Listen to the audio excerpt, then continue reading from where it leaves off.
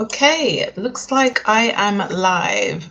Thank you so much for joining me today. And in this YouTube Live, we're going to be talking about how to break down financial goals into smaller steps. So I've got my notes. I'm going to be sharing three or four tips, I would say, in terms of, setting your financial goals and then actually breaking that down into smaller steps. As always, if you've got any questions, please feel free to comment in the chat, or you can leave a comment if you don't join me live either.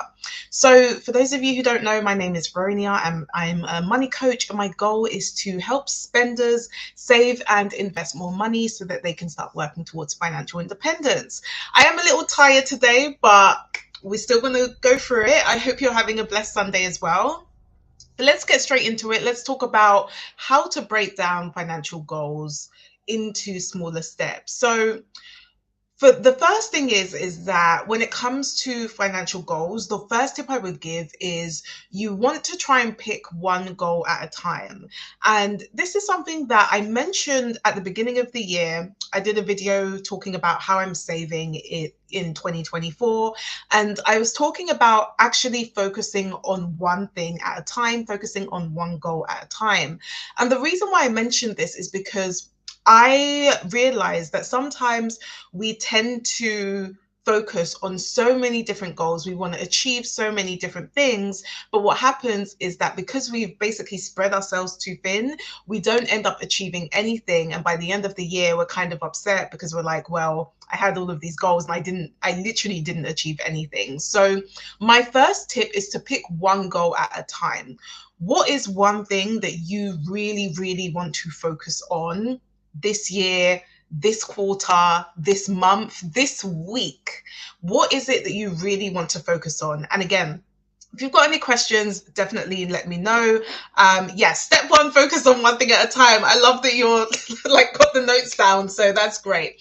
So what do you actually want to accomplish? So for example, is it that you want to have 10K in savings by the end of the year? Is it that you want to have a 3-month emergency fund? Or do you want to buy a car very soon? Are you thinking about things like financial independence? So what is the one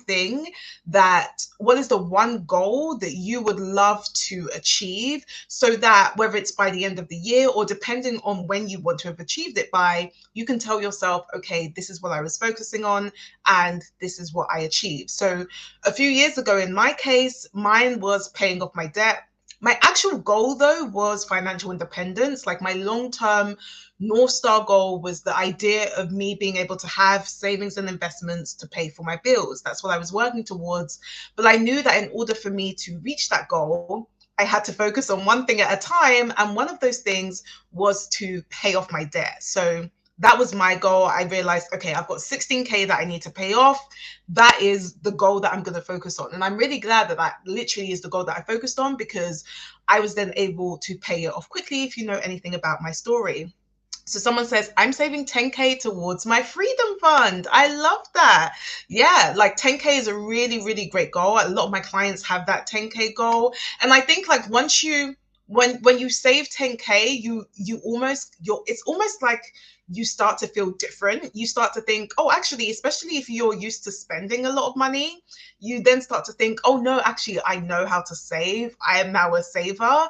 And then, if you can save 10K, you can save 20, you can save 30, you can save 50. So that's definitely a really good starting point. I love that goal for you. But yeah, pick one goal at a time. Think about what is the one thing that you would love to achieve. It could be this year, but it could literally be within the next couple of weeks. So pick one goal at a time. Then the second, step two, for anyone that wants to write this down, the second thing that I want to say is you want to give yourself a timeline.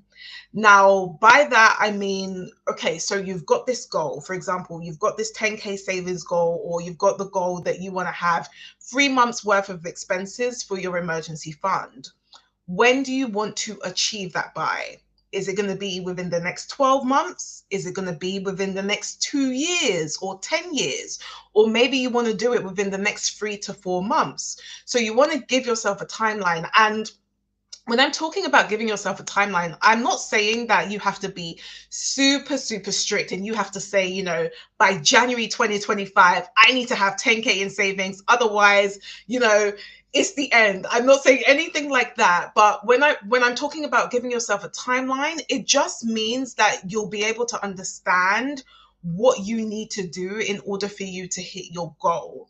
So it's not for you to say that, oh, okay, my life is screwed if I haven't hit the goal. It's more just for you to then practically see, okay, how realistically can I reach that goal? And then you will start to think about what you have to do in order for you to hit your goal. So again, if I take myself as an example, when I was trying to pay off my debt, I knew that I wanted to do it probably with at least under 2 years.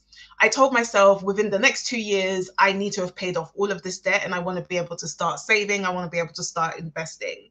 So I essentially ended up doing it in about 18 months. But the reason why I think I was able to do it so quickly was because I had the timeline. I wasn't just saying, oh, it'd be nice to pay off my debt, and then that's it. I didn't just say that. So I gave myself a timeline and I said, no, within the next couple of years, I want to be debt free. And then that then gave me the courage to then think about, okay, what do I need to do in order for me to work towards paying off my debt? How much do I need to have in savings to then knock out that debt? So you will start, when you give yourself a timeline, things will also start to look real. Because I think sometimes we can be a little wishy-washy with our goals. So we can say like, oh, I'd love to have 10K savings, or I'd love to have a house deposit. But if you haven't really told yourself, okay, when is that, within the next year, the next 5 years, the next 10 years?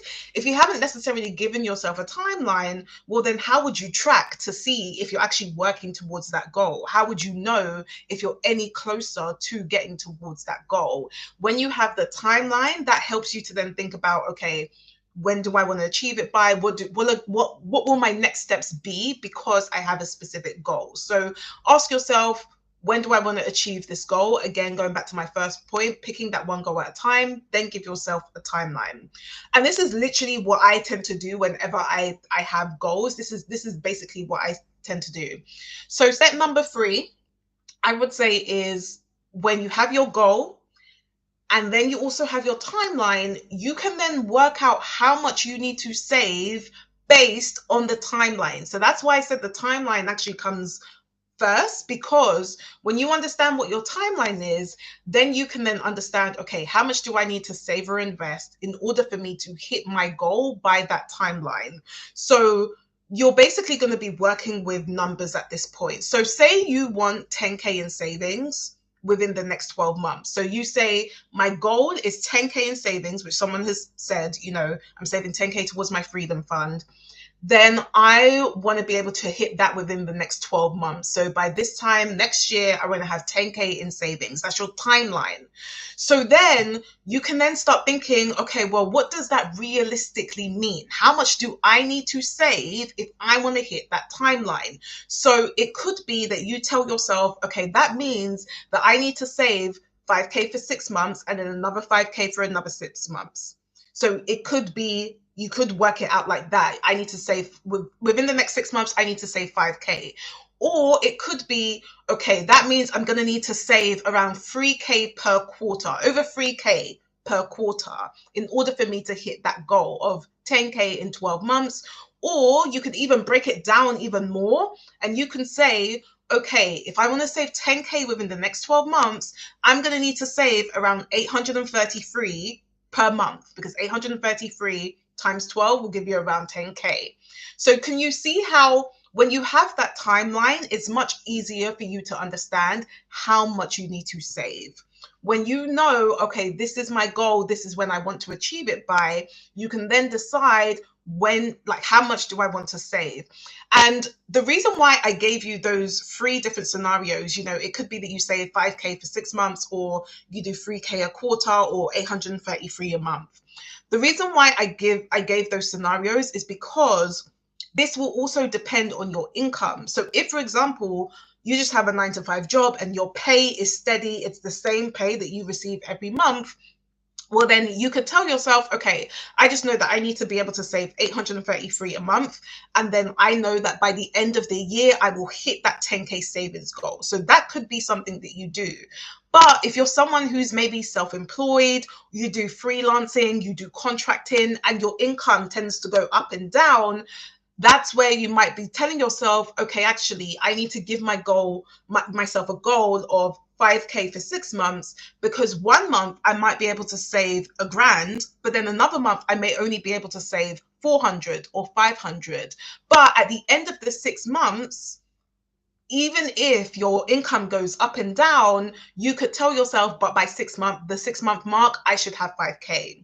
So again, it will depend on your income, but that's why I'm saying, like, you can still work out how much you need to save. Even if you don't just have a 9 to 5 job, you are still able to do it, even if you have fluctuating incomes, because you can just be saving, a certain amount every time you get paid, even if it's not, month to month. And some people even get paid like every 2 weeks. I've had a client before who got paid every 2 weeks. So again, that will then impact how much you actually save once you get paid. So that's something that you wanna be thinking about. Another example could be like if you're buying a car, maybe that costs you 3K. That's your goal, and you want that within the next 6 months. Well, then how much would you need to save, in order for you to reach that in the next 6 months? Again, it could be by month, it could be every other week, but that's where you want to start thinking about, okay, how much do you need to save based on the timeline?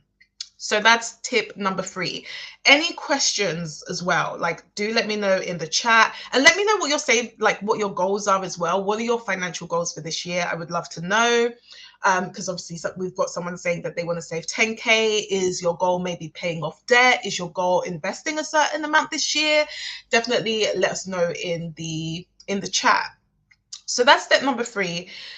And then the step number 4 is, if the numbers don't work, adapt your timeline or your circumstance. So if the numbers don't work, adapt your timeline or your circumstance. So what do I mean? So say you want to, you have a goal of saving 5K in the next 12 months. And you're like, I really want to save 5K by this time next year, I want to have 5K in my savings account. Great. But if you find that after you've got your timeline, you're looking at the numbers, but you're only able to save 100 a month, then of course, logistically, you will not hit that goal. If you're only saving 100 a month, you're not going to hit the goal of 5K in 12 months. And logistically, it just won't happen. So what you'll need to do is you can either change your timeline. So you can say, okay, rather than saving 5K in 12 months, I'm going to do it in 2 years. I'm going to do it in 3 years. You can change your timeline and make it longer or shorter, or you change your circumstance. And what I mean by this is that's when you then need to start being a bit more creative. So if you still want to hit that 5K by the end of the year, you then maybe need to start looking at your expenses. Maybe you make a change when it comes to your expenses. Maybe you decide to start a side hustle so that you can bring in an extra income to be able to hit that savings goal. Or it could be that you decide that I'm going to switch jobs, or I'm going to get a promotion at my own job so that I can make enough and save enough in order for me to hit that goal. So do you see how, depending on the goal that you have, even if the numbers work, it doesn't necessarily mean that you should give up on that goal. It just means that you're either going to have to adapt your timeline, or you're going to have to adapt your circumstance. So I have a client who, she really wants to save up for her house deposit, but she also wants to pay off her debt too. So because she wants to be able to be debt free by the end of this year, in terms of her income at the moment, it's okay, but she may not be able to hit the goal unless she looks at her expenses, she looks at her spending, and also potentially she's currently looking for another job so that she can make a bit more money to be able to pay off the debt even more quickly. So you can see how it's not the fact that, oh, you have this goal and it's just not achievable. It's not that, but it's just that you have to decide, do you want to adapt your timeline? Do you want to make it longer or shorter? Or do you want to actually adapt your circumstance so that you can either make a lot more money so that you can save it, or you could do, you could do something else. You could maybe look at your expenses, see if there are areas that you can actually save so that you're actually able to hit that savings goal. And I think especially when it comes to expenses, it doesn't mean that you will have to like completely cut all of your expenses, like you'll have to stop, getting your hair done or getting your nails done or anything like that. But what it potentially means is that there may be some areas, some expenses where you could potentially save money on. There are so many different expenses that we can definitely save money on and use that to then hit your savings goal. It doesn't mean that you necessarily have to completely cut back on everything. And I've done videos where I talk about like the ways that I've been able to save money, where it doesn't stop me from being able to spend and, enjoy the money that God has given me. But also I'm still able to hit my savings goals as well, because I've been able to adapt my circumstance. So hopefully that makes sense. Again, if you do have any questions, do let me know. But those, I would say, like, if you do have financial goals and you want to break them down into small steps, pick one goal at a time. What is your goal? What are you trying to work towards? And again, like, obviously in this case it's financial, but I feel like this could work for like other goals as well. If you've got any health goals, then you want to think about giving yourself a timeline. So when do you want to have it achieved by? When do you want to achieve it by? Then work out how much you need to save based on that timeline. And you will be looking at your numbers at this point, because you're not going to just say, oh, I want to save up for my house deposit. That's great, but you want to start working with numbers so you know how much you actually want to save. And then if those numbers don't work, adapt your timeline or circumstance. So those are the 4 points. Any questions? I see one here. Are there any low risk investments that can help you reach your goals sooner? Something like Plum. So how I look at it, if you're thinking about investing your money, how I look at it is, when it comes to investing, I do long-term investing. I don't do short-term investing, because when it comes to investing, let's say you're investing through the stock market, you can't necessarily control how much you're making. So sometimes your investments will go up, sometimes it will go down. So for me, it makes sense when you're doing long-term investing. I always tell my clients that you want to think about doing that for the long term. So you don't need that money for a few years. If you are looking at low risk investments in the short term, that's when you're going to be thinking about high interest savings accounts. And actually, we're at a point now where interest rates are a lot higher. So you can get some savings rates, they're giving you like 5% interest rate, 4%, which isn't bad. So that's what I would be looking at if you're trying to think about something that's short term. So within maybe like the next couple of years, then you may want to start thinking about things like high interest savings accounts, especially because now that inflation is going down, you're now essentially making more money on those savings accounts. But you can shop around, because there's some big high street banks who are continuing to do their 1% to 2% interest rates, which is an absolute joke. So definitely shop around for that. But you will find that there are some high interest savings accounts, especially on like online bank accounts, where they're offering much higher interest rates. And so essentially it's almost risk free, because it's like it's actually your money rather than you investing through a company, for example. So yeah, I would definitely look at that. I set goals in 3-month blocks with a small treat reward at the end. Have just paid off all our consumer debt. Next 3-month goal is a fully funded emergency fund. Then need to save for a car upgrade. I love that. And I love the idea of doing 3-month blocks. There's a book, The 12-Week Year.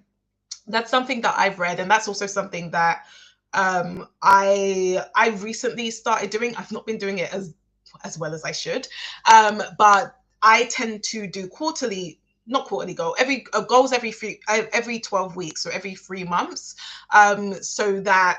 And it's not just financial goals that I have. Like, I'll have my financial goal, but I'll also have like business goals. I also have health goals as well. So I love the fact that you're setting goals in 3-month blocks with a small treat and reward at the end. That's also, I think, something that we should talk about more often, is celebrating yourself, like once you've actually hit that goal. Because I think sometimes I don't know about you, but because I'm very much one of those perfectionists, high achieving people, you kind of like have this goal where you're working towards the goal, you're working towards it, and you're working towards it, and then you achieve it. But if you don't celebrate it, you're almost like going to the next one without even thinking about the work that you did. So I really like the idea of having a small treat, having a reward at the end. I remember that when I paid off my debt, I and we were thinking about our honeymoon at the time, like later on, I was like, do you know what? We are going to treat ourselves. And we flew business class.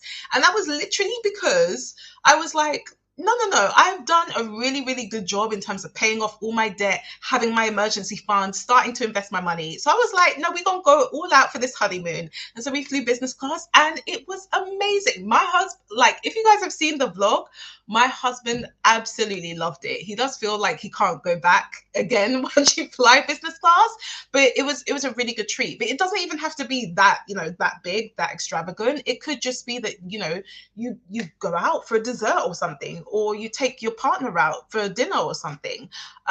Or you treat yourself to something that you've been waiting for a while. So I think celebrating the goals that you achieve, celebrating those small wins can be really, really helpful. And it can help you keep motivated as well. So like even when I was paying off my debt, yes, I had been making some sacrifices, but there were times where like I let my hair down a bit. I enjoyed it so that I can enjoy the process.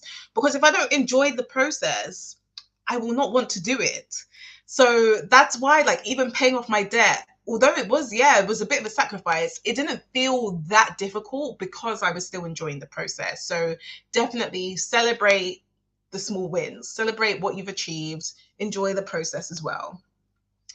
Is it less advisable to set your goal by money generated? I'm a sole trader. I just set myself a goal to generate a gross, I can't see that. This I think gross income, I want to say 1 million through my business over the next year. Um, oh, to set your goal do you mean by your previous money generated? I don't think that's a problem. I think looking at your past experience to see, okay, what did I do last year can definitely help you to think about your goals next year. And to be honest, like I'm the type of person where I will set goals, but they probably will change depending again on my circumstance. So don't be afraid to like change your goals. I'm quite flexible with my goals. For me, it's not the fact that the goal is just set in stone and then that's it, like we're done.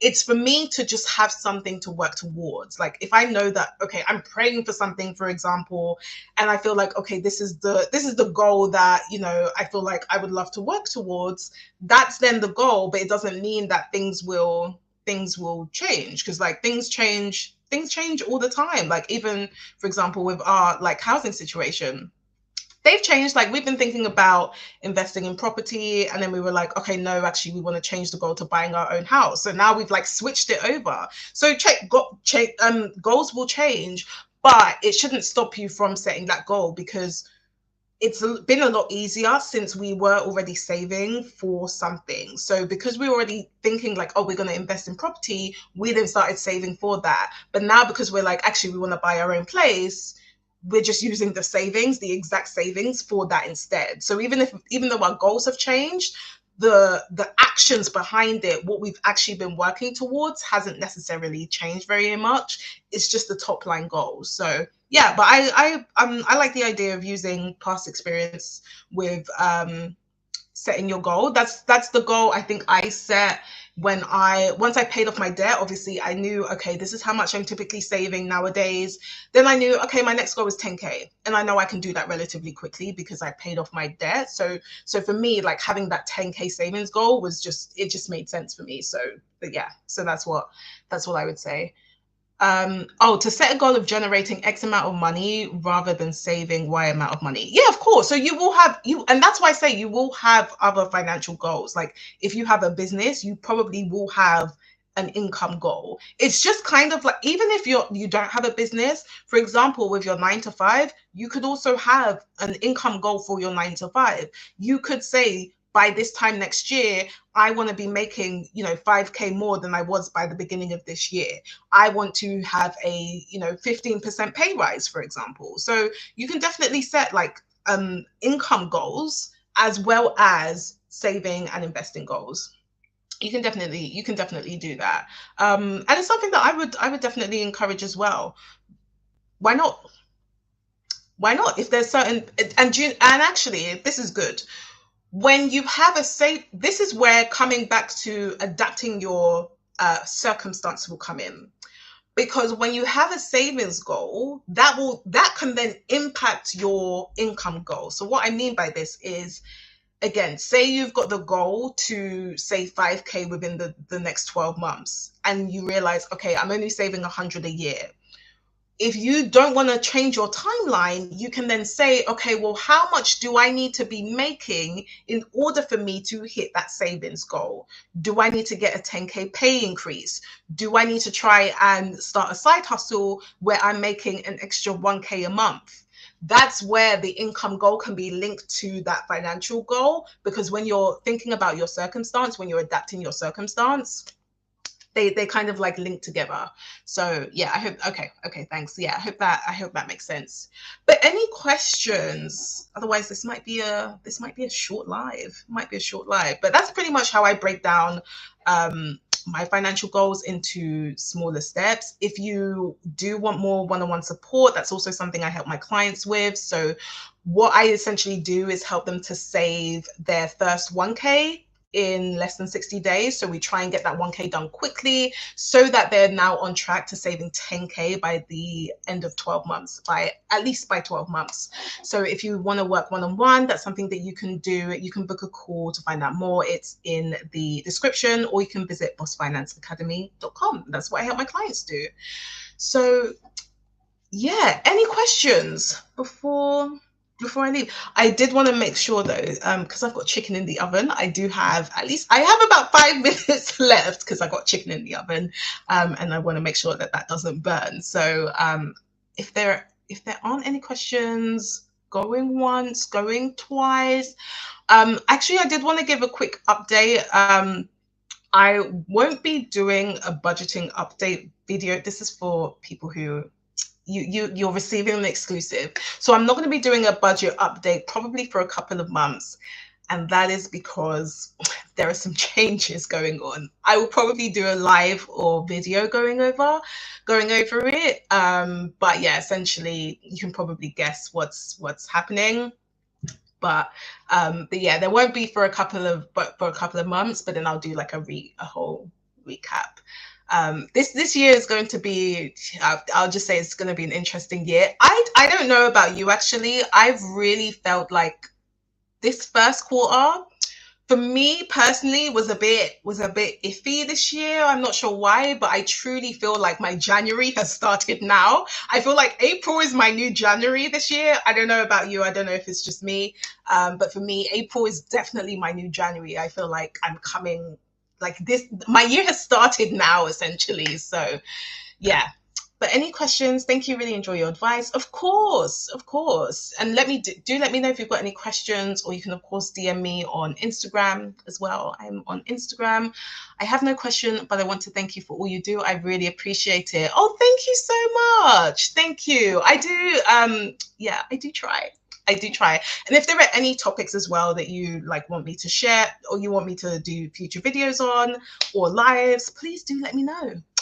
I'm here to serve you guys. I'm here to serve you guys. But I don't see any questions. Yeah, new tax year, new year for me. That's kind of what it feels like. Yeah, once the tax year is over and you get all of your self-assessments things and stuff going on, and then you're also thinking about your new ISAs. That's like the new year. Although April does annoy me a little bit, just because all of our bills started increasing, like our water bill, council tax. That has been a bit annoying. But apart from that, we thank God. We're all okay. So, I can't complain too much. All right. Well, I'm going to leave it here then. And I've got some time to take my chicken out, which is good. Thanks for the information. Really great. Hitting goals is within reach. Yes, let's hit our goals this year. Even if the first quarter hasn't been that great, let April be your new January.